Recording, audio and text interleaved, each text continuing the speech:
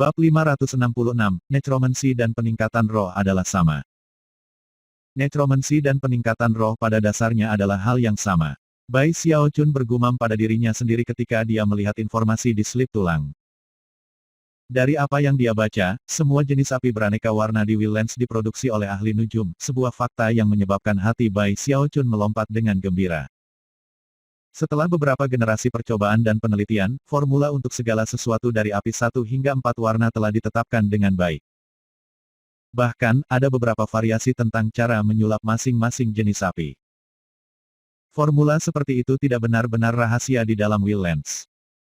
Meskipun tidak semua ahli nujum memiliki keterampilan untuk menggunakan semua formula, semua klan ahli nujum aristokrat memiliki formula dalam catatan mereka. Namun, formula untuk nyala api 15 warna adalah rahasia yang dijaga ketat yang bahkan tidak dapat diakses oleh klan Necromancer tingkat menengah. Hanya klan besar dan kekuatan besar lainnya yang memilikinya. Adapun api 16 warna itu adalah rahasia di antara rahasia. Bagaimanapun, karena semua faktor ini, ketika datang ke peningkatan semangat, Wildlands ada pada tingkat yang jauh lebih tinggi daripada tanah Heavenspan. Informasi dalam slip tulang memperjelas bahwa hanya memiliki tingkat nyala api tertentu tidak menjamin kesuksesan dalam menggunakannya untuk melakukan peningkatan semangat. Semakin banyak warna dalam nyala api, semakin tinggi kemungkinan kegagalan. Itu adalah satu area di mana tidak ada perbedaan antara pembudidaya Wildlands dan Heavenspan. Juga serupa adalah bagaimana kegagalan menyebabkan penghancuran total semua bahan yang terlibat. Dari apa yang Bai Xiaochun tahu, itu adalah semacam equalizer antara kedua belah pihak. Namun, apa yang telah dia pelajari tentang bagaimana para ahli nujum dapat menyulap nyala api mereka sendiri masih sangat mengejutkan. Jika aku bisa mempelajari formula untuk menghasilkan api multiwarna, Bai Xiaochun sadar bahwa keuntungan terbesarnya adalah wajan penyu. Lagi pula, hanya karena seseorang dapat menyulap nyala api 14 warna tidak berarti bahwa mereka dapat berhasil melakukan peningkatan semangat 14 kali lipat. Tapi untuk Bai Xiaochun, itu justru sebaliknya. Akibatnya, dia merasa benar-benar dan benar-benar terguncang. Slip tulang juga memiliki informasi tentang apa yang disebut vitalitas jiwa, yang sebenarnya hanya pengobatan jiwa.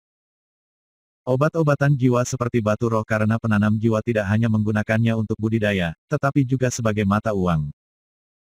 Dalam hal bagaimana membuat obat jiwa itu tidak terlalu sulit. Proses awalnya sama seperti ketika menyulap api multiwarna, kecuali bahwa pada akhirnya, hasil akhirnya menjadi obat jiwa. Obat-obatan jiwa yang terbuat dari api 10 warna atau kurang dianggap bermutu rendah, dan selanjutnya diklasifikasikan menurut berapa banyak api yang telah digunakan untuk membuatnya. Misalnya, obat jiwa yang terbuat dari api 1 warna adalah obat jiwa tingkat rendah tingkat 1. Jika itu dibuat dari api 10 warna, itu adalah obat jiwa tingkat rendah tingkat 10. Pengobatan jiwa yang terbuat dari api 11 warna dikenal sebagai tingkat menengah, dan jauh lebih mahal. Lebih jauh lagi, pengobatan jiwa tingkat menengah hanya bisa disulap oleh ahli nujum terestrial. Dalam hal obat jiwa tingkat tinggi, mereka sangat langka, dan hanya bisa diproduksi dengan nyala api 15 warna atau lebih tinggi. Mereka adalah apa yang disebut vitalitas jiwa. Ada juga jenis obat jiwa yang disebut sebagai tingkat tertinggi, tetapi sebagian besar adalah legenda yang disulap dengan menggunakan 21 api berwarna. Pengobatan jiwa dan vitalitas jiwa adalah alasan utama bahwa para ahli nujum telah menjadi terkenal di Wildlands. Dalam hal layanan yang mereka lakukan untuk orang lain, mereka dapat menyulap obat jiwa untuk digunakan dalam kultivasi. Dan dapat menggunakan necromancy mereka untuk menempatkan desain roh ke item magis, mengubahnya menjadi harta jiwa yang ditingkatkan semangat. Dalam hal kekuatan mereka sendiri, ada satu hal yang bisa dilakukan necromancer yang tidak bisa dilakukan orang lain, dan itu menggunakan necromancy mereka untuk membuat budak jiwa. Dengan mengubah kelompok besar jiwa pembalas menjadi budak dan kemudian mengarahkan gerakan dan tindakan mereka, mereka dapat menggunakannya sebagai senjata ampuh untuk membunuh musuh. Selain itu, mereka dapat menggunakan budak jiwanya sebagai dasar untuk menyulap obat jiwa dan membuat api multiwarna. Setelah membaca semua informasi di slip tulang, Bai Xiaochun menyadari bahwa ahli nujum benar-benar kuat di semua bidang. Para ahli nujum bisa melakukan apa saja. Dia tidak bisa menahan diri untuk tidak mengingat kembali semua yang telah terjadi ketika dia melakukan peningkatan roh kembali dalam percobaan dengan api. Kemudian dia berpikir tentang bagaimana kekuatan Necromancer mencakup segalanya. Dari apa yang dia tahu, ahli nujum tidak hanya bangsawan di Wildlands, mereka seperti keturunan langsung dari tanah itu sendiri. Aku harus menjadi ahli nujum. Mata menyala-nyala dengan gairah, dia mencengkeram selip tulang dengan keras di tangannya dan meninjau informasi di dalamnya. Kemudian dia mencari-cari di tas Bai Hao lagi. Namun, tidak ada selip tulang yang memiliki formula untuk nyala warna-warni. Aku kira basis kultivasi Bai Hao tidak cukup tinggi untuk memiliki formula seperti itu. Atau mungkin posisinya di klan itu terlalu rendah. Melihat kegundukan kuburan, dia mengulurkan tangan dan menuliskan beberapa kata ke pohon di atasnya. Disinilah letak Bai Hao. Kemudian dia menggenggam tangan dan membungkuk ke kuburan. Setelah itu, dia berbalik dan mulai bergerak. Meskipun dia tergerak oleh apa yang telah dia pelajari tentang ahli nujum, dia tahu bahwa hal terpenting yang harus dia lakukan saat ini adalah kembali ke tembok besar yang jauh. Aku kira aku harus mengandalkan trik mengubah penampilan aku lagi. Dengan itu, ia menggunakan topengnya untuk mengubah penampilannya menjadi Bai Hao. Aku akan menggunakan identitas Bai Hao sementara. Dengan itu, dia menambah kecepatan. Tapi ada beberapa hal aneh tentang topeng ini, pikirnya dengan cemberut. Bagaimanapun, topeng itu sendiri berasal dari Wildlands, di mana ada beberapa kelompok kuat yang secara teoritis bisa melacaknya dengan cara itu. Fakta bahwa mereka dapat menemukan aku dengan topeng sebelumnya menunjukkan bahwa ada tanda merek di atasnya yang tidak dapat aku deteksi. Meskipun kelompok kuat itu tidak pernah menunjukkan banyak permusuhan terhadapnya, Bai Xiaochun tidak ingin mempertaruhkan topengnya. Hidup dikurangnya minat mereka. Beberapa saat kemudian, matanya berkilauan ketika dia mengingat perubahan yang telah terjadi kembali dalam persidangan dengan api. Ketika dia melakukan peningkatan semangat 11 kali lipat pada daun. Penampilannya tidak hanya berubah, tetapi tanda brandingnya sendiri telah dihapus, memaksanya untuk mengikatnya lagi. Kedengarannya seperti cara yang baik untuk menangani situasi ini. Setelah mengambil keputusan, dia melanjutkan, menggunakan peta di selip tulang untuk menavigasi jalan menuju tepi hutan. Tidak lama setelah dia pergi, kabut abu-abu misterius mulai menumpuk di daerah sekitar gundukan kuburan. Kemudian, suara bisa terdengar seperti seseorang berjalan di sepanjang hamparan dedaunan yang rapuh. Segera, sesosok muncul, berjalan perlahan melalui kabut untuk datang untuk berdiri di depan kuburan Bai Hao. Itu adalah lelaki tua berjubah abu-abu panjang, dengan wajah tanpa ekspresi. Jika Bai Xiaochun ada di sana, dia akan segera mengenalinya. Dia adalah sang Gravekeeper.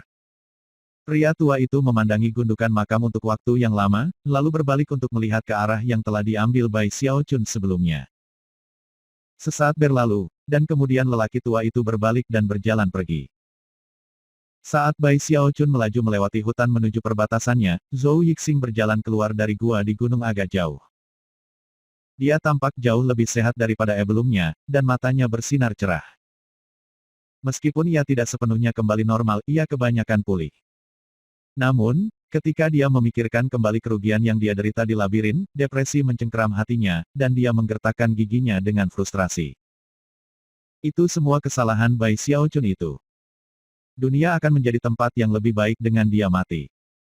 Mendengus dingin, dia melihat sekeliling, dan kemudian mulai memperkuat formasi mantra yang dia buat di daerah itu.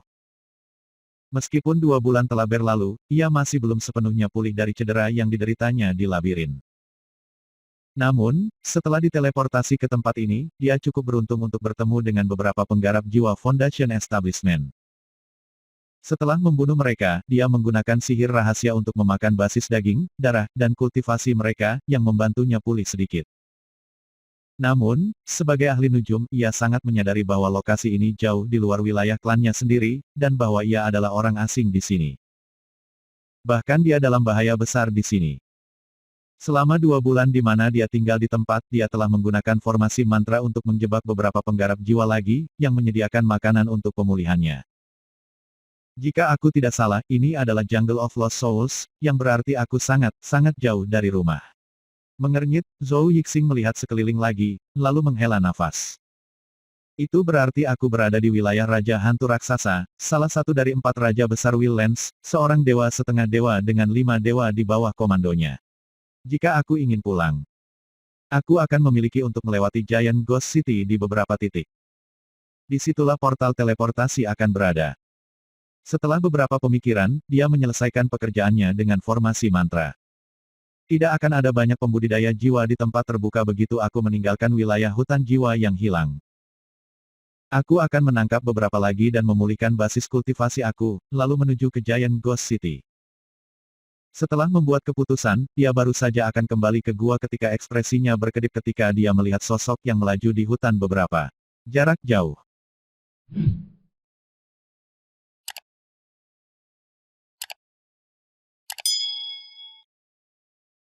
Bab 567, Aku benci orang-orang bernama Bai. Bukan basis kultivasi yang buruk, kultivator jiwa formasi inti ini.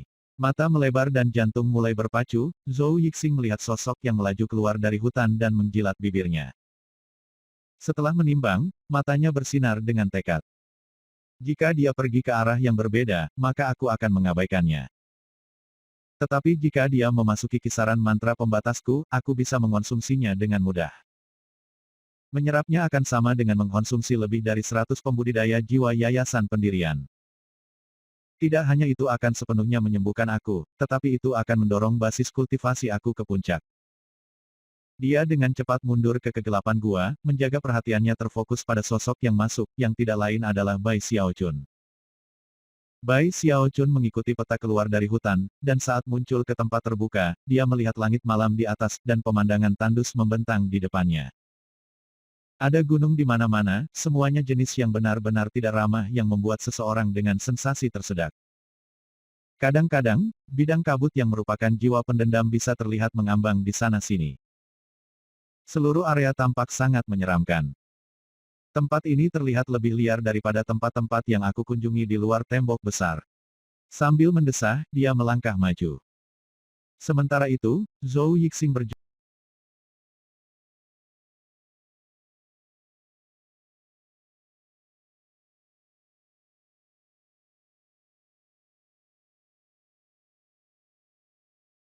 Bab 567, Aku benci orang-orang bernama Bai. Bukan basis kultivasi yang buruk, kultivator jiwa formasi inti ini.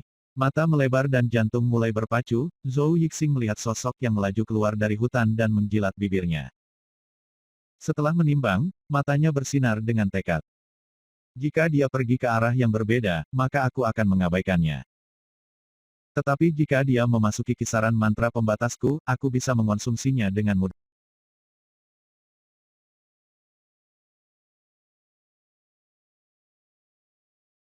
Bab 567, Aku benci orang-orang bernama Bai. Bukan basis kultivasi yang buruk, kultivator jiwa formasi inti ini. Mata melebar dan jantung mulai berpacu, Zhou Yixing melihat sosok yang melaju keluar dari hutan dan menjilat bibirnya. Setelah menimbang, matanya bersinar dengan tekad. Jika dia pergi ke arah yang berbeda, maka aku akan mengabaikannya. Tetapi jika dia memasuki kisaran mantra pembatasku, aku bisa mengonsumsinya dengan mudah. Menyerapnya akan sama dengan mengkonsumsi lebih dari 100 pembudidaya jiwa yayasan pendirian. Tidak hanya itu akan sepenuhnya menyembuhkan aku, tetapi itu akan mendorong basis kultivasi aku ke puncak. Dia dengan cepat mundur ke kegelapan gua, menjaga perhatiannya terfokus pada sosok yang masuk, yang tidak lain adalah Bai Xiaochun.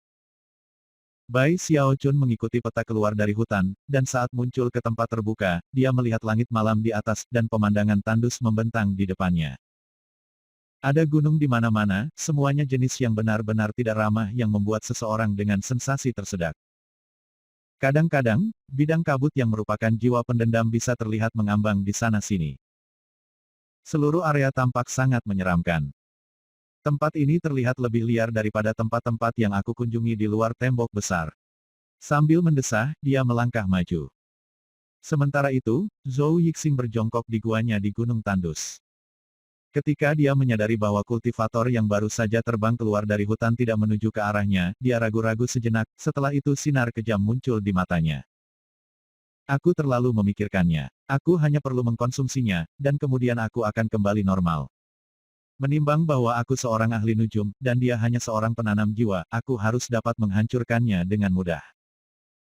Setelah mencapai titik ini dalam pemikirannya, ekspresi Zhou Yixing menjadi semakin ganas. Sambil melambaikan tangannya, dia memanggil busur hitam 9 kali lipat yang disempurnakan, dan kemudian melompat keluar dari gua. Menembak 18 anak panah secara berurutan di Bai Xiaochun. Bai Xiaochun merasakannya begitu dia melompat keluar di tempat terbuka. Berputar, dia melihat ke arah Zhou Yixing, dan ketika dia melihatnya, rahangnya jatuh. 18 panah jiwa menjerit di udara, 18 sinar cahaya yang menusuk begitu cepat pada Bai Xiaochun sehingga, sebelum dia bisa bereaksi, mereka tepat di depannya. Zhou Yixing, pikirnya. Hampir seketika, kegembiraan muncul dalam hatinya. Bagaimana mungkin dia bisa membayangkan bahwa dia akan benar-benar bertemu dengan wajah yang dikenalnya di sini. Yang lebih mengejutkan adalah bahwa wajah yang dikenalnya tidak lain adalah bintang keberuntungannya. Bai Xiaochun sudah sangat gembira melihat bagaimana perhatian Zhou Yixing muncul sedemikian rupa. Namun, ia dengan cepat mengambil keputusan. Aku tidak bisa membiarkan dia tahu siapa aku. Tidak ragu-ragu lagi, dia melambaikan jari telunjuk kanannya ke 18 panah jiwa. Seketika pusaran muncul untuk memenuhi panah, dan suara gemuruh yang kuat terdengar saat panah meledak. Gelombang kejut yang dihasilkan meledak mengirimkan debu ke segala arah. Pada saat yang sama, Bai Xiaochun terus maju, sama sekali tidak terluka. Mata Zhou Yixing hampir keluar dari tengkoraknya, dan jantungnya mulai berdebar begitu kencang hingga dia mulai gemetaran. Tiba-tiba, perasaan yang sangat buruk memenuhi dirinya. Sialan, dia mengutuk ke dalam, orang ini jauh lebih kuat dariku. Sudah menyesali sikap impulsifnya, dia menembak balik ke arah keaman mantra mantunya yang membatasi di gunung. Namun, saat itulah Bai Xiaochun tertawa kecil dan melangkah maju. Ketika dia melakukannya, pandangannya kabur, dan dalam sekejap mata klon kayunya melangkah keluar dan menembak ke arah gunung tandus dalam cahaya kabur. Pada awalnya, Bai Xiaochun tidak memperhatikan mantra pembatas di gunung, tetapi sekarang setelah mereka menarik perhatiannya, dia bisa melihat betapa mematikannya mereka. Namun, itu tidak mengganggunya. Melambaikan tangannya, dia mengirim klon lain yang melaju ke arah gunung.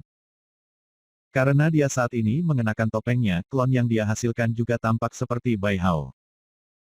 Ketika Zhou Yixing melihat semua ini terjadi, wajahnya turun secara dramatis. Klon, dari apa yang dipahami Zhou Yixing, siapapun yang memiliki klon adalah individu yang luar biasa, dan yang mengejutkan orang ini memiliki dua. Kemudian dia ingat di wilayah siapa dia saat ini, dan sampai pada kesimpulan bahwa orang ini entah bagaimana harus terhubung dengan Raja Hantu Raksasa. Mungkin tidak masalah jika dia menyerapnya, tetapi sekarang jelas dia bukan pasangan, penyesalannya hanya terus tumbuh lebih dalam. Tetap di tanganmu, rekan Daois. Aku Zhou Yixing dari klan Zhou Timur. Ini hanya kesalahpahaman. Aku salah mengira kamu sebagai musuh lama aku. Petik 2. Bai Xiaochun terkekeh. Dengan sengaja menjaga suaranya agak serak, dia berkata, kesalahpahaman. Apakah itu yang kamu katakan kepada semua orang yang bermarga Bai? Aku baru saja lewat di sini, dan aku seharusnya percaya penyergapan kecilmu ini hanya kesalahpahaman. Petik 2. Lalu dia melambaikan tangannya, mengirim dua klonnya membanting ke puncak gunung, di mana mereka mulai memukul-mukul mantra pembatasan menjadi terlupakan. Namun, ini bukan mantra pembatas biasa, jadi kedua klon tidak bisa menyelesaikan tugas dengan segera. Secara keseluruhan, mereka butuh waktu yang dibutuhkan setengah dupa untuk membakar sebelum menembus mereka semua. Dari perspektif Bai Xiaochun, segalanya berjalan sangat lambat, tetapi bagi Zhou Yixing, itu sebaliknya. Mantra terbatas yang dia gunakan adalah spesialisasi klannya, dan sangat kuat. Fakta bahwa orang ini dapat menghancurkan formasi dengan mudah membuatnya benar-benar terkejut. Bahkan ketika dia mencoba untuk menjaga mantra pembatasnya tetap beroperasi meskipun gempuran kedua klon itu, dia dengan gugup memanggil, rekan Daois Bai, tolong. Dengarkan saja, aku seorang ahli nujum, dan ahli nujum di saat itu. Aku bisa memberi kamu kompensasi dengan obat jiwa. Petik 2. Saat ini, fakta bahwa orang ini bermarga Bai tidak benar-benar membuatnya berhenti untuk berpikir. Bagaimanapun, Bai adalah nama keluarga yang relatif umum. Dalam hati, Bai Xiaochun tersenyum lebar, berurusan dengan Zhou Yixing sebenarnya memberinya perasaan akrab yang hangat. Di luar, bagaimanapun, dia mempertahankan ekspresi bangga ketika dia melambaikan tangannya dan menyebabkan fluktuasi kekuatan jiwa yang mengejutkan menguap. Fluktuasi begitu mendominasi sehingga jelas bahwa mereka bukan dari pembudidaya jiwa, melainkan seorang ahli nujum. Aku juga ahli nujum, katanya dengan suara dingin yang penuh dengan martabat. Ketika Zhou Yixing mendengarnya, dia menggigil, dan matanya berubah lebih merah daripada sebelumnya. Kamu pikir aku takut padamu atau apalah? Dia meraung. Melakukan gerakan mantra dua tangan, ia mengirim kabut hitam mengalir keluar dari busurnya, yang terbentuk menjadi panah hitam dengan wajah hantu ganas di atasnya. Kemudian, Zhou Yixing menarik kembali tali busur. Merasa agak sombong, ya. Bai Xiaochun menanggapi dengan angkuh. Dia kabur lagi ketika klon airnya keluar, berubah menjadi seberkas cahaya ketiga yang melesat ke gunung. Kamu punya klon lain, seru Zhou Yixing. Dengan 3 klon yang hancur karena mantra pembatasan, jelas mereka tidak akan bertahan lebih lama. Akhirnya, Zhou Yixing berteriak ketika dia melepaskan panah hitam ke arah Bai Xiaochun. Panah wajah hantu melolong ketika tertutup. Seperti itu, Bai Xiaochun dengan bangga mengangkat dagunya, sepenuhnya yakin bahwa bahkan Zhou Yixing dalam kondisi puncaknya tidak akan cocok untuknya. Menimbang bahwa dia saat ini terluka, dia bahkan kurang di tempat untuk melawannya. Lagi pula, Bai Xiaochun sekarang bahkan lebih kuat daripada dia kembali di labirin. Karena itu, dia bahkan tidak memperhatikan panah. Dia hanya mengulurkan tangan dan meraihnya dengan paksa. Panah terhenti, dan wajah hantu itu menjerit dengan sedih. Namun, tidak ada perjuangan di pihaknya yang ada gunanya. Pikiran Zhou Yixing sudah berputar pada titik ini. Mustahil. Bahkan ketika dia ternganga kaget, serangkaian ledakan terdengar ketika 3 klon akhirnya menembus yang terakhir dari mantra pembatas, dan kemudian mengelilingi Zhou Yixing. Zhou Yixing sedikit berjuang, tetapi dalam beberapa saat telah ditundukkan, dan basis budidayanya disegel. Kemudian, diri sejati Bai Xiaochun melangkah ke gua, berdeham saat dia memandangnya dari atas ke bawah. Jantung Zhou Yixing segera mulai berdetak liar. Menatap Bai Xiaochun, dia mengertakkan gigi dan berkata, Zhou klan aku telah melayani 9 raja kata-kata untuk berjaga-jaga di sebelah timur selama bertahun-tahun. Plus, aku dari garis keturunan langsung klan. Jika kamu membunuhku, klan Zhou pasti akan membalas dendam kematianku. Petik 2. Tersenyum tipis, Bai Xiaochun mengabaikan ancaman Zhou Yixing dan mengambil tasnya untuk dipegang. Setelah menghapus tanda branding, dia membukanya dan melihat ke dalam. Sayangnya, sebagian besar kosong kecuali beberapa benda lain-lain. Ada 4 lidah api 7 warna, yang dengan senang hati dikumpulkan Bai Xiaochun, bersama dengan busur itu. Zhou Yixing menatap marah pada Bai Xiaochun saat dia merogoh tasnya memegang, kesedihan berdenyut dalam hatinya. Dia hanya tidak tahu mengapa dia akan diganggu oleh Bai Xiaochun di labirin, hanya untuk melarikan diri dan ditindas oleh orang lain bernama Bai. Aku benci orang bernama Bai. Dia meratap dalam hati, air mata mengalir di pipinya.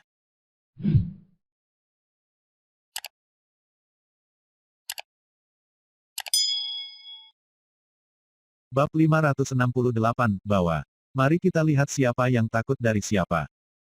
Setelah melihat sedikit tas Zhou Yixing yang memegang bagian luar dan dalam, cukup sedikit yang menarik. Melotot kesal, Bai Xiaochun berkata, jika kamu adalah anggota klan garis keturunan langsung dari klan Zhou, apa masalahnya dengan tas kamu pegang? Ini hampir kosong. Petik 2. Kamu terlambat. Jawab Zhou Yixing dengan marah.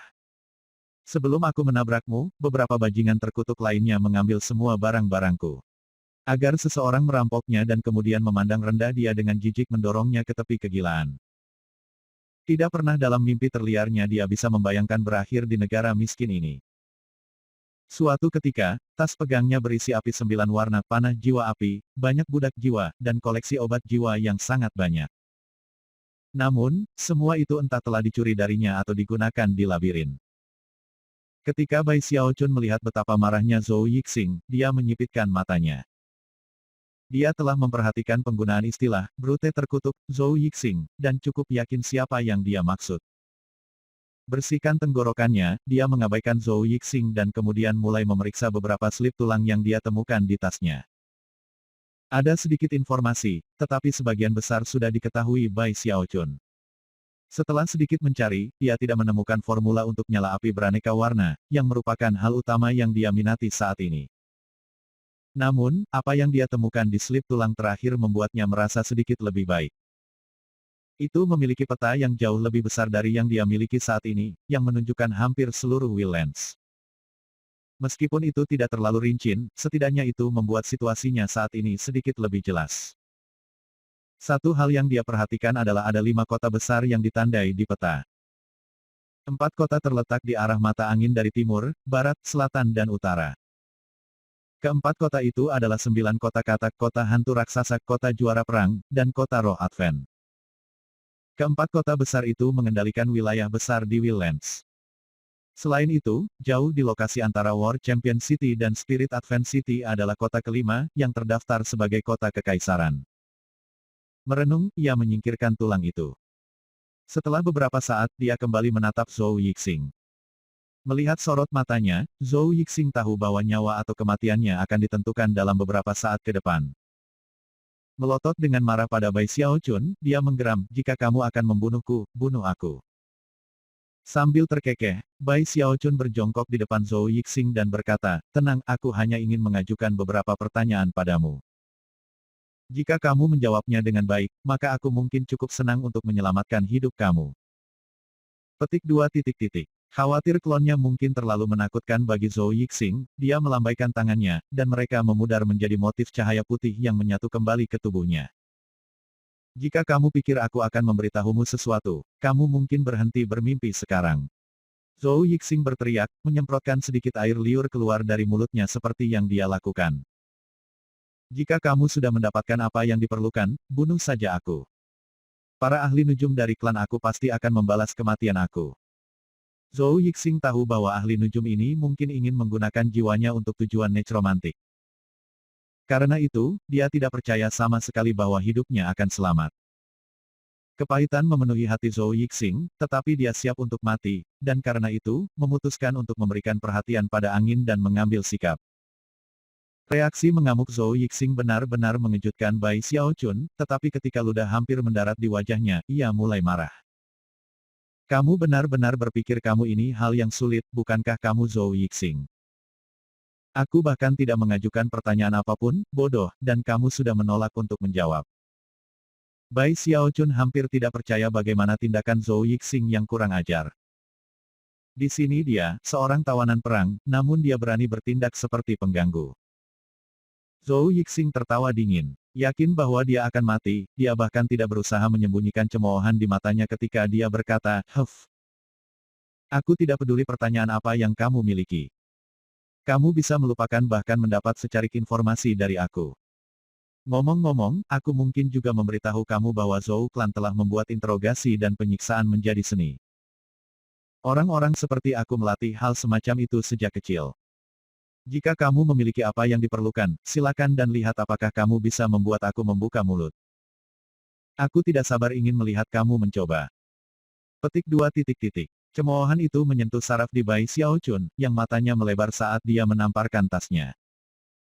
Tiba-tiba, pil afrodisiak muncul di tangannya, dan sebelum Zhou Yixing bahkan bisa melihat apa itu, dia memasukkannya ke dalam mulutnya.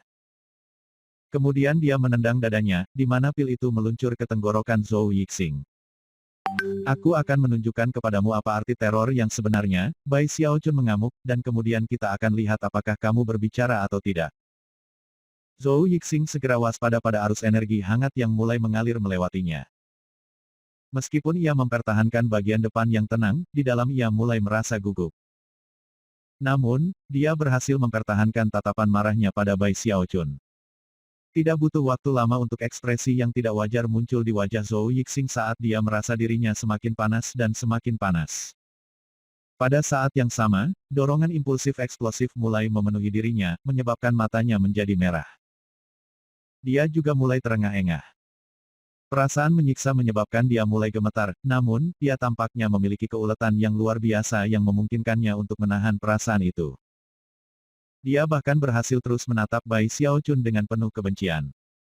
Setelah waktu yang cukup berlalu untuk membakar dupa, Zhou Yixing sepertinya akan terbakar, namun, dia belum mengintip.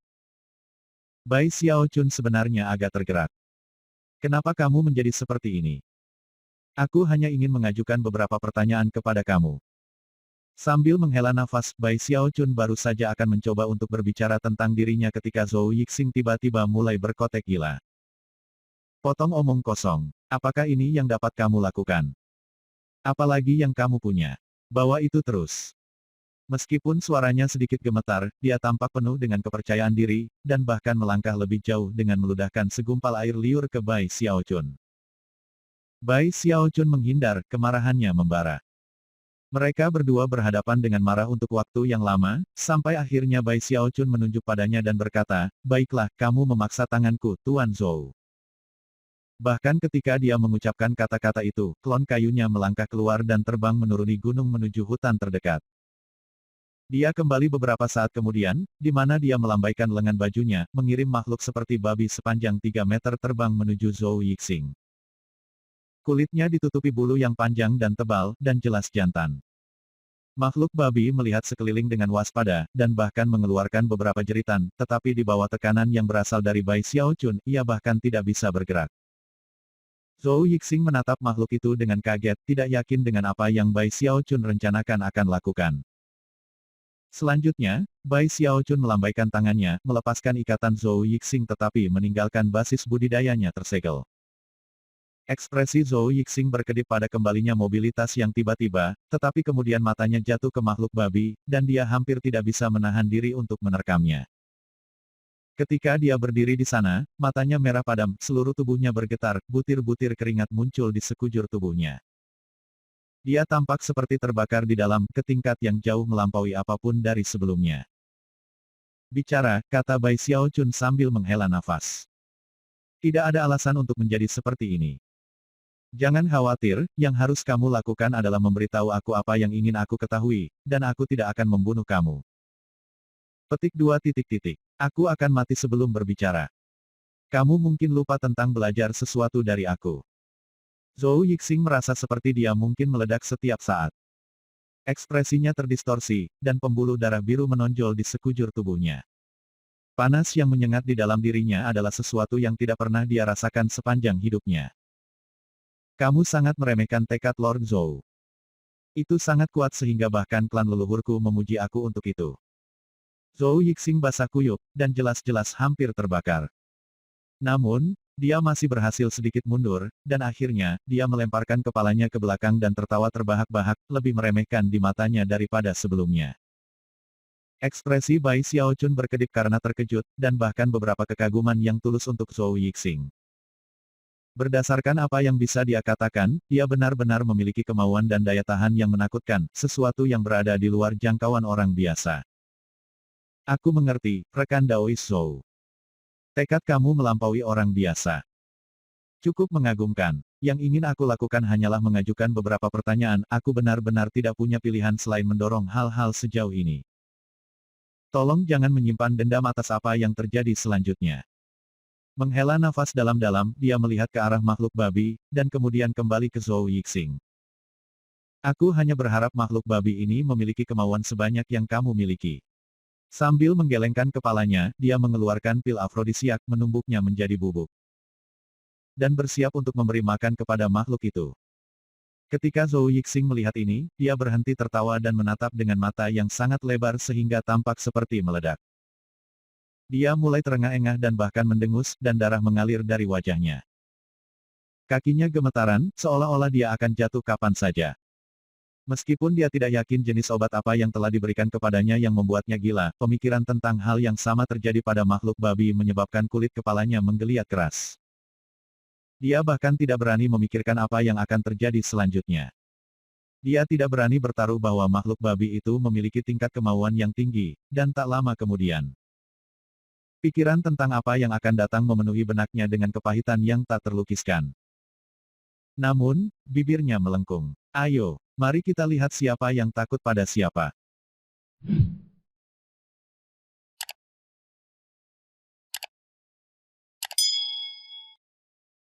Bab 569, hentikan.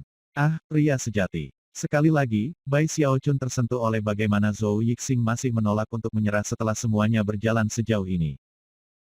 Dalam perkiraan Bai Xiaochun, ada beberapa pria sejati seperti ini di dunia, selain dirinya sendiri tentu saja.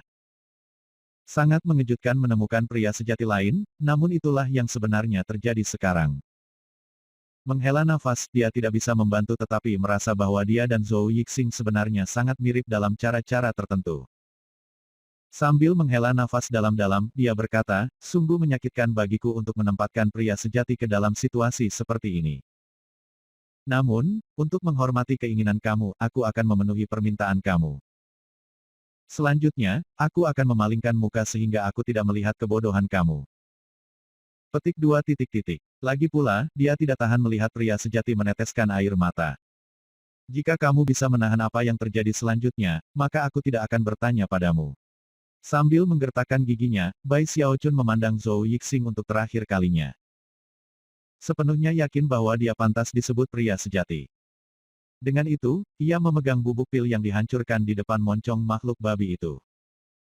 Setelah mengonsumsi bubuk itu, makhluk babi itu mulai bergetar, dan jauh lebih cepat daripada yang dimiliki Zhou Yixing.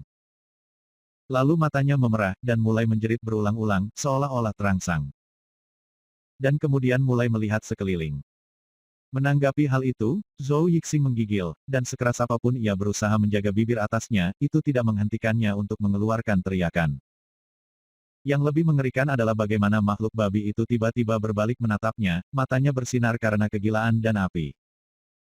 Itu mulai menjejakkan kakinya ke tanah dan menjerit lebih keras, suara yang mengintensifkan getaran Zhou Yixing.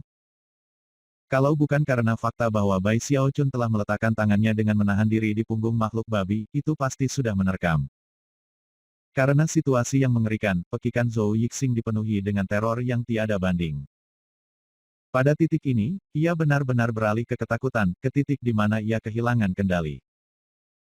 Dia dapat dengan sangat jelas membayangkan apa yang akan terjadi di saat-saat yang akan datang, dan tahu bahwa dia tidak akan bertahan lama. Sementara itu, mata Bai Xiaochun bersinar dengan tekad dan kekaguman saat ia perlahan-lahan melepaskan tangannya dari punggung makhluk babi, lalu berbalik dan berjalan menuju mulut gua. Dia benar-benar mengagumi Zhou Yixing, dan bertekad untuk menepati janjinya. Mengingat betapa dia menghormatinya, jika dia berkata dia tidak akan menonton hasilnya, maka dia pasti tidak akan melihatnya. Dia menghela nafas lagi, nafas yang dipenuhi dengan sedikit kesedihan. Aku benar-benar tidak tahan melihat pria sejati menangis. Kenapa kamu harus mendorongku untuk melakukan ini? Sambil menggelengkan kepalanya, dia berjalan keluar dari kandang. Ketika dia melakukannya, dia mendengar makhluk babi menjerit keras, dan mendengar jeritan menyedihkan Zhou Yixing ketika dia mencoba mengelak. Tuan Bai, aku minta maaf. Dia berteriak, hentikan ini. Tanyakan padaku apapun yang kamu mau, aku akan memberitahumu apapun yang perlu kamu ketahui. Zhou Yixing menggunakan setiap potongan energi yang harus dia hindari, bolak-balik menyadari nasib yang akan terjadi padanya jika makhluk babi berhasil untuk menjepitnya. Pada titik ini, dia benar-benar meninggalkan segala upaya untuk terlihat berani, dan menjerit dengan sedih. Menanggapi kata-katanya, Bai Xiaochun berhenti di tempat, pandangan bangga melintas di matanya. Wajahnya menyala, dia menoleh untuk melihat Zhou Yixing yang berebut. Kamu setuju untuk menjawab pertanyaanku? Zhou Yixing sangat ketakutan sehingga air matanya mengalir deras. Sambil mundur, dia menjerit, aku akan bicara. Aku akan memberitahu kamu apapun yang ingin kamu ketahui. Hentikan saja. Petik 2 titik titik. Senang dan namun agak kecewa, Bai Xiaochun menggelengkan kepalanya karena kesedihan karena kehilangan dunia dari pria sejati lainnya. Sepertinya aku benar-benar satu-satunya pria sejati di surga dan bumi ini. Ah, terserahlah. Sambil menghela nafas, dia melangkah maju dan meraih makhluk babi itu, lalu memberikannya kepada salah satu klonnya untuk dibawa kembali ke hutan. Setelah makhluk babi itu pergi, Zhou Yixing bersandar di dinding gua dan kemudian merosot ke tanah, terengah-engah, wajahnya benar-benar pucat. Pakaiannya meneteskan keringat saat dia menatap Bai Xiaochun, merasa sangat seperti dia baru saja menghindari bencana mengucapkan. Pada saat ini, Bai Xiaochun bahkan tidak tampak manusia baginya, melainkan, seperti salah satu makhluk paling jahat dan jahat yang ada. Berjongkok di depan Zhou Yixing, Bai Xiaochun memasang ekspresi ketulusan total di wajahnya saat dia dengan tenang berkata, lihat, Zhou Yixing. Aku tidak pernah memiliki niat buruk. Aku hanya ingin menanyakan beberapa pertanyaan, itu saja. Ayo, jadilah anak yang baik dan ceritakan semua formula nyala yang kamu tahu. Mari kita mulai dengan nyala api satu warna. Petik 2 titik titik. Mata Zhou Yixing membelalak karena terkejut. Itu saja yang ingin kamu tanyakan padaku. Zhou Yixing hampir tidak percaya bahwa dia telah mendengar dengan benar. Bai Xiaochun melonjak berdiri dan dengan marah menggonggong, tentu saja itu yang ingin aku ketahui. Apa, jangan bilang kamu akan kembali pada kata-katamu, kan? Makhluk babi itu tidak mungkin pergi terlalu jauh. Petik 2 titik titik. Aku akan memberitahu kamu. Tentu saja aku akan memberitahumu. Zhou Yixing menatap langit-langit gua dan memaksa air mata frustrasi dan kemarahan kembali ke matanya. Dia merasa seperti menjadi gila, ke titik di mana jantungnya berdebar. Dia berasumsi ahli nujum ini ingin bertanya kepadanya tentang informasi rahasia, dan bahkan tidak pernah berpikir bahwa dia hanya ingin tahu beberapa formula api. Hampir semua klan necromancer aristokrat memiliki formula untuk semuanya dari api 1 hingga 11 berwarna. Selain itu, formula seperti itu tersedia untuk dibeli dengan biaya pengobatan jiwa di semua kota para raja. Jika dia tahu bahwa ini adalah pertanyaan yang harus dia tanyakan, dia tidak akan pernah bertahan begitu lama. Ketika dia memikirkan kembali rasa sakit yang dia alami, dia merasa seolah seluruh dunia berputar di sekelilingnya. Tapi kemudian, pikirannya tiba-tiba bergetar ketika dia menyadari bahwa sesuatu tentang situasinya kelihatannya hilang. Jika Necromancer Bai ini berasal dari salah satu klan ahli nujum, maka tidak mungkin baginya untuk tidak mengetahui formula untuk berbagai api warna-warni. Fakta bahwa dia mengajukan pertanyaan tentang formula berarti bahwa dia tidak mengatakan kebenaran sepenuhnya tentang apa yang dia inginkan. Jelas, dia hanya bermain-main. Mata Zhou Yixing berkedip ketika dia menjadi semakin yakin bahwa analisisnya benar. Memelototi Bai Xiaochun, dia berpikir untuk menolak tetapi hanya memikirkan mata makhluk babi yang menyala-nyala itu menyebabkan hatinya bergetar. Sambil menggertakkan giginya, dia mulai dengan formula untuk nyala berwarna 1, dan menjelaskan semuanya hingga 14 nyala berwarna. Bai Xiaochun dalam semangat yang sangat tinggi saat ia mengeluarkan slip batu giok dan membuat catatan tentang segalanya. Setelah Zhou Yixing selesai, ia bahkan memiliki beberapa pertanyaan lanjutan yang terperinci. Penjelasan Zhou Yixing tampak cukup memuaskan, dan pada akhirnya, Bai Xiaochun berseri-seri dengan gembira. Tentu saja, ini menyebabkan Zhou Yixing mengutuk ke dalam. Semua formula yang dia jelaskan adalah asli, dia tidak berani memberikan informasi palsu. Bagaimanapun, ini adalah ahli nujum yang sedang dihadapinya. Namun, orang Bai ini tampak benar-benar tenggelam dalam tindakan kecilnya.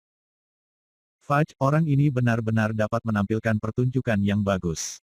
Pikir Zhou Yixing, menggertakkan giginya. Penghinaan yang dia alami membuatnya benar-benar marah. Bai Xiaochun dengan senang hati melepaskan batu giok itu dan mengajukan beberapa pertanyaan lagi, yang masing-masing lebih lanjut meyakinkan Zhou Yixing bahwa ia sedang dipermainkan dengan kejam. Lagi pula, banyak pertanyaan yang tampak acak dan berlebihan, sampai-sampai Zhou Yixing bahkan tidak bisa membayangkan mengapa mereka ditanyai. Penghinaannya terus membumbung. Akhirnya, Bai Xiaochun bertanya, "Hei, tunggu sebentar, Zhou Yixing. Bagaimana dengan formula untuk nyala api 15 warna?" Muntahkan. Dengan itu, dia menatap Zhou Yixing dengan penuh harap. Pada titik ini, Zhou Yixing tidak tahan lagi.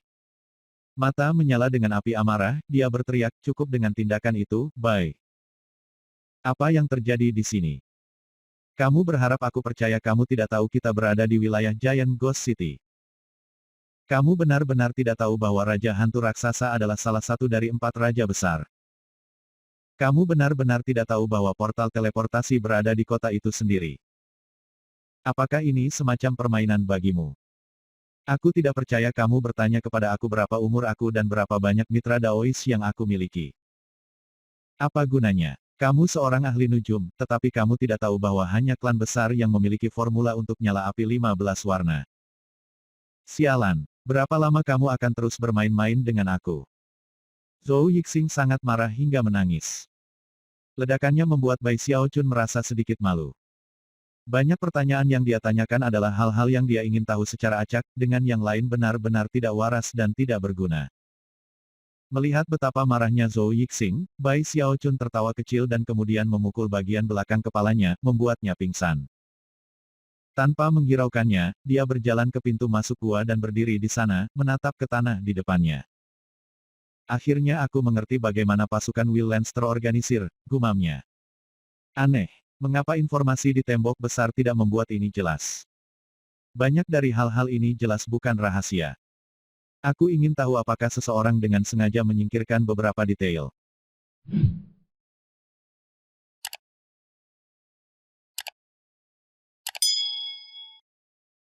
Bab 570, Teknik Konjugasi Api. Di Wildlands, 5 kekuatan besar terpecah di antara 5 kota besar. Dari 5 kota itu, 4 adalah kota para raja, dan 1 adalah kota kekaisaran. Kota-kota itu adalah 9 kota katak, kota hantu raksasa, kota juara perang, kota roh Advent, dan yang terakhir, kota kaisar lengkungan. Wildlands terstruktur dengan cara kuno yang sama dengan tanah Heavenspan. Di puncak segalanya adalah Kaisar Agung saat ini, dan di bawahnya adalah 4 raja. Keempat raja itu seperti pengikut feodal, yang menguasai 4 kota besar, dan mengangkat serta memelihara pasukan. Di kota kekaisaran, ada juga raja dan markis yang peringkatnya lebih rendah dari raja. Pada dasarnya, Wildlands terstruktur sangat mirip kekaisaran feodal. Bai Xiaochun telah mempelajari semua informasi ini dengan mengajukan satu demi satu pertanyaan tentang Zhou Yixing sebelumnya. Meskipun dia terkejut dengan beberapa hal baru yang telah dia pelajari, semuanya masuk akal berdasarkan apa yang dia ketahui sebelumnya. Lagi pula, dia sudah lama memahami bahwa penanam jiwa dan ahli nujum adalah penguasa sejati dari Wildlands. Namun, apa yang tidak dia ketahui adalah bahwa bertahun-tahun yang lalu, surgawi dari Pulau Heavenspan telah menggulingkan kekaisaran saat ini. Setelah itu, anggota-anggota yang masih hidup dari dinasti yang digulingkan telah melarikan diri ke Wildlands, yang mengarah ke situasi saat ini. Dia saat ini berada di wilayah yang diperintah oleh salah satu dari 4 raja besar, Raja Hantu Raksasa. Adapun hutan di belakangnya, itu disebut Jungle Jiwa yang hilang, dan relatif dekat dengan Giant Ghost City. Selanjutnya, Giant Ghost City terletak di wilayah barat tanah Heavenspan, sedangkan Starry Sky Dao Polarity Sect berada di timur. Itu membuatnya sangat jauh dari rumah. Jika dia ingin kembali ke cabang timur sungai Heavenspan, dia harus menyeberangi laut Heavenspan, yang merupakan sesuatu yang bahkan tidak bisa dilakukan oleh pembudidaya jiwa-jiwa. Hanya orang-orang dengan basis budidaya Deva Realm yang bisa melakukan hal seperti itu. Tentu saja, ada metode perjalanan lain, seperti menggunakan portal teleportasi. Tidak akan terlalu sulit untuk mencapai wilayah Heavenspan Timur melalui metode itu. Sayangnya, melalui jalur pertanyaan yang sangat samar, Bai Xiaochun dapat belajar dari Zhou Yixing bahwa hanya orang yang lahir di Wildlands yang dapat menggunakan portal teleportasi itu. Dasar dari portal teleportasi seperti itu adalah kekuatan jiwa, yang memberi mereka banyak properti aneh lainnya. Namun, bahkan Zhou Yixing tidak benar-benar yakin tentang semua itu. Sebagian besar informasi yang dia berikan didasarkan pada hal-hal yang telah dia dengar tetapi tidak dapat diverifikasi secara pribadi. Pada akhirnya, Bai Xiaochun terdiam sebentar, menatap langit di luar gua. Ah, terserahlah, pikirnya sambil menghela nafas. Aku mungkin juga mencobanya, siapa tahu, mungkin aku akan beruntung dan bisa teleport keluar dari sini. Sambil menggelengkan kepalanya, ia kembali menatap Zhou Yixing, yang terbaring tak sadarkan diri setelah dipenggal kepalanya. Terlepas dari kenyataan bahwa Zhou Yixing telah mencoba membunuhnya 3 kali, mengakhiri hidupnya di sini sepertinya bukan hal yang tepat untuk dilakukan. Jika mereka kembali ke tembok besar, itu akan menjadi cerita yang berbeda, tetapi di sini sendirian di tempat yang tidak dikenal. Sepertinya pilihan yang lebih baik untuk menjadikannya sebagai teman seperjalanan. Selain itu, Bai Xiaochun benar-benar yakin bahwa Zhou Yixing benar-benar bintang keberuntungannya. Bersamanya untuk memimpin, Wildlands tidak tampak seperti tempat yang berbahaya. Pikiran itu membuat Bai Xiaochun semakin tidak ingin membunuhnya. Setelah berpikir sedikit lagi, tangannya melambai dalam gerakan mantra, dan dia meletakkan beberapa ratus mantra pembatas pada Zhou Yixing. Setelah mencapai itu, dia memegang kehidupan Zhou Yixing di tangannya, dan bisa membunuhnya dengan pikiran belaka. Itu tidak baik untuk membuatnya benar-benar terpisah dari basis budidayanya. Apa yang akan terjadi jika kita mendapat masalah dan dia terbunuh? Itu tidak akan berhasil. Setelah beberapa pemikiran lagi, dia membuka segel 10% dari basis kultivasi Zhou Yixing. Namun, itu masih membuatnya merasa sedikit tidak nyaman, jadi dia mengurangi setengahnya saja. Dengan hanya 5% dari basis budidayanya, ia pada dasarnya adalah seorang penggarap yayasan pendirian. Itu memberinya sedikit kebebasan, tetapi akan memastikan bahwa dia tidak mencoba melarikan diri. Mengagumi betapa baiknya dia memperlakukan bintang keberuntungannya, dia mengabaikannya, duduk bersila untuk bereksperimen dengan salah satu formula nyala api. Zhou Yixing telah menjelaskan kepadanya. Untuk memastikan tidak ada yang tak terduga terjadi, ia memanggil 3 klonnya, mengirim satu ke pintu masuk gua, dan meminta 2 lainnya duduk di kedua sisinya sebagai pelindung Dharma. 3 hari berlalu dengan cepat. Zhou Yixing sudah lama sadar, dan berbaring di sana tanpa bergerak. Dia bisa merasakan bahwa 95% dari basis budidayanya disegel, namun, masih sangat lega. Jelas penculiknya tidak berencana membunuhnya, dan malah menyegel basis kultivasinya. Untuk saat ini, dia aman. Namun, ketika dia memikirkan betapa sialnya sejak pergi ke labirin, dia tidak bisa menghentikan kesedihan yang merambat di dalam dirinya, dan hanya berbaring di sana, menatap langit-langit gua. Saat Zhou Yixing terbaring di sana dengan linglung, Bai Xiaochun sepenuhnya tenggelam dalam mempelajari formula api. Semakin dia melakukannya, semakin terkejut dia tumbuh, ke titik di mana dia mulai bergumam pada dirinya sendiri. Jadi begitu caramu menyulap nyala api multiwarna. Jenis nyala api yang berbeda membutuhkan jenis jiwa yang berbeda sebagai bahannya. Sebenarnya, ada persyaratan yang sangat ketat dalam hal itu. Untuk membuat api 2 warna, kamu harus memulai dengan api 1 warna. Setelah kamu mendapatkan api 2 warna, kamu dapat menempatkan lebih banyak jiwa ke dalamnya dan dengan demikian menyulap api 3 warna. Semakin dia belajar, semakin matanya mulai berkilau dengan minat. Ada banyak perbedaan antara menyulap api dan meramu obat, tetapi ada cukup banyak kesamaan sehingga membuatnya mudah untuk mendapatkan pemahaman dasar tentang proses tersebut. Menarik, pikirnya, menjilat bibirnya. Dia tahu bahwa meramu obat adalah salah satu keahlian terbaiknya, dan oleh karena itu, gagasan untuk menjadi ahli dalam menyulap api sangat menarik. Untuk saat ini, ia memutuskan untuk melupakan api 2 warna dan fokus pada api 1 warna. Dia bahkan memutuskan untuk melakukan beberapa tes untuk melihat apakah dia dapat melakukan sulap sendiri. Setelah mempelajari formula itu dengan hati-hati, dia meminta klon airnya mengambil tasnya untuk dipegang di luar untuk menangkap beberapa jiwa pendendam. Zhou Yixing menyaksikan semua ini terjadi dengan mata yang berkedip. Dia terutama terkejut oleh klon Bai Xiaochun, dan tidak bisa berhenti memikirkan bagaimana mereka telah menghancurkan mantra pembatasnya semudah gulma kering. Hanya kemampuan ilahi macam apa yang dipupuk pria bayi ini. Ini tidak seperti aku belum pernah melihat klon sebelumnya, tetapi sebagian besar waktu itu adalah ilusi, dan biasanya hanya memiliki sekitar 10% dari basis kultivasi diri sejati. Bahkan itu luar biasa. Tapi klon orang ini tampaknya sama kuatnya dengan dirinya yang sebenarnya. Itu, sangat mustahil. Petik 2 titik. Zhou Yixing merenungkan subjek selama beberapa jam, sampai gelap di luar. Kemudian, sesosok tiba-tiba meledak ke dalam gua, mengejutkannya. Namun, ternyata itu adalah klon yang telah pergi sebelumnya. Klon berjalan ke diri sejati Bai Xiaochun dan menyerahkannya tas memegang, kemudian duduk bersila di sebelahnya dan terus bermeditasi. Mata Bai Xiaochun terbuka, dan dia melambaikan tangannya, menyebabkan 8 jiwa pendendam muncul dari tasnya yang dipegang. Mereka adalah bola kabut buram yang kadang-kadang mengambil bentuk buas atau binatang buas yang menggeram di Bai Xiaochun. Setelah mempelajarinya secara singkat, sebuah ekspresi yang sangat serius menyusul wajah Bai Xiaochun saat ia tenggelam ke dalam kondisi yang sama yang sering ia lakukan ketika meramu obat. Menjangkau, dia meraih ke-8 jiwa dan menghancurkan mereka ke telapak tangannya. Hampir seketika, rasanya seolah-olah ada hukum alam yang bekerja. Yang mengejutkannya, aliran cahaya berapi mulai merembes keluar dari celah-celah di antara jari-jarinya, yang dengan cepat memudar. Ketika dia membuka tangannya beberapa saat kemudian, itu benar-benar kosong. Dari samping, bibir Zhou Yixing meringkuk.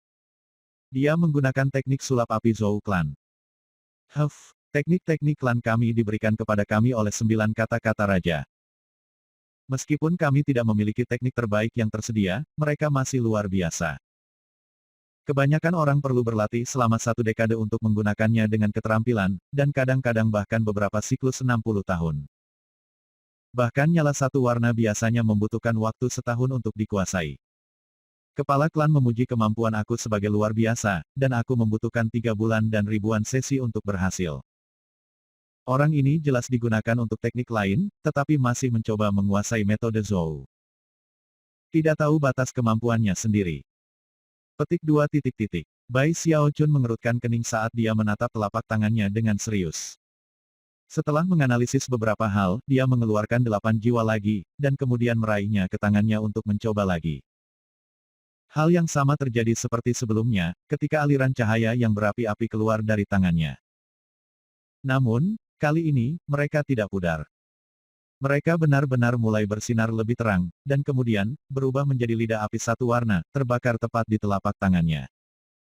Mata Zhou Yixing melebar karena kaget, dan rahangnya jatuh. Dia sangat menyadari betapa berbedanya berbagai teknik sulap api.